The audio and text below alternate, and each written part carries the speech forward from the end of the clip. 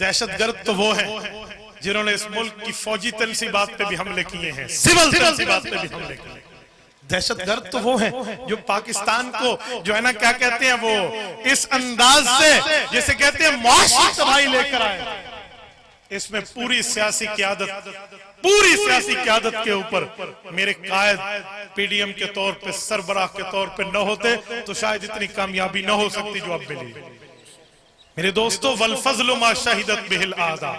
आज माशाअल्लाह मुस्लिम लीग नून के भी और इस तरह पीपल्स पार्टी के जो संजीदा तबके वो सारे मानते हैं कि इस मौलवी ने संजीदा किरदार इख्तियार किया और वो काम किया जो यहूदी एजेंट को एक नथ डाल के रख दिया, वरना वो लोग क्या से क्या न कर देते। आज उनके पास दिखाने के लिए सिर्फ अपनी लंगड़ी टांग है और है ही कुछ नहीं, पता नहीं वो भी कैसे ठीक कर दिया।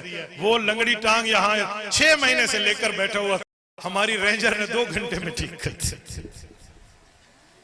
मेरे दोस्तों, ये उलमा की बरकत है।